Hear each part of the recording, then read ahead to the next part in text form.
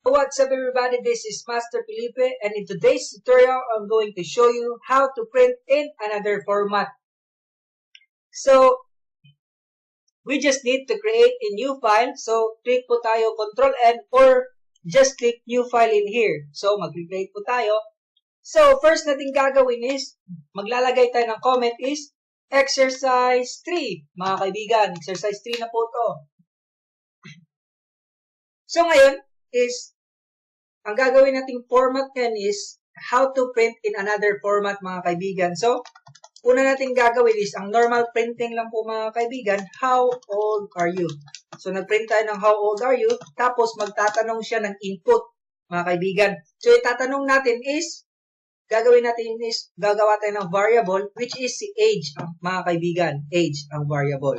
So, age is equals to gawin natin input yung age na variable para ang age is nag-hold lang siya ng mga data at kinukuha niya input, yung input na gagamitin natin, mga kaibigan. So, ang age ngayon, gawa tayo ng age na variable ulit, tapos i-add natin siya by 10. So, age plus 10. So, if we input 17 plus 10, so equals 27, mga kaibigan. So, ginawa lang po natin is, yung age na input natin, ipa-plus lang natin ng 10. So, ngayon, ang gagawin natin is, i-print natin siya in another way of formats, mga kaibigan, sa Python. Madaming mga formats sa Python. So, isa na dito is, unahin natin yung by comma. So, after 10 years, lagay natin, after 10 years, you will be, then, comma, ito yung first format, mga kaibigan, the comma. So, lagay lang natin yung variable, age, tapos, quoted ulit, years old, mga kaibigan. So, that is the first format. So, save natin siya sa ating Python basic. So, lagay natin exercise 3.py. So, ayun po ulit, mga kaibigan. So, this is our first print format, mga kaibigan. So, the second format of print is ito po, mga kaibigan.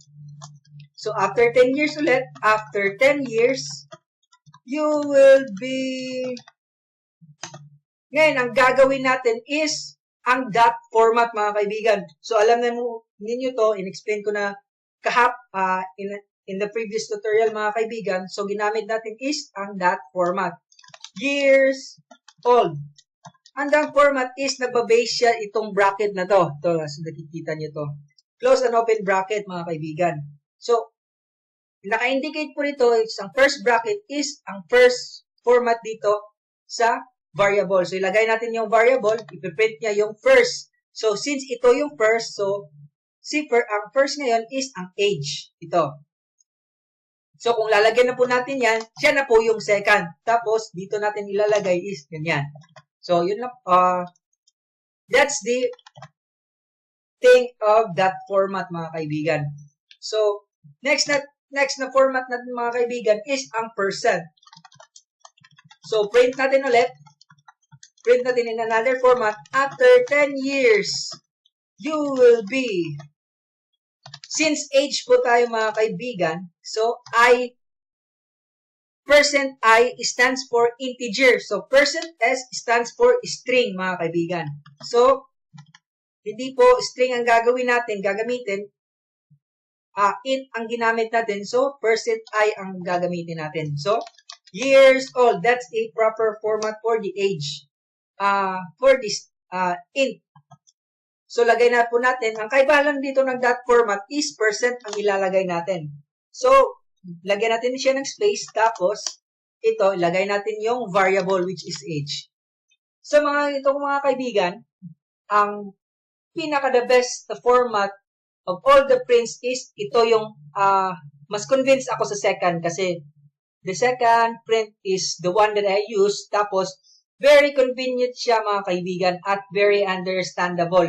Kasi makikita mo lang dito is if indicated na first format siya, so ilalagay mo siya first.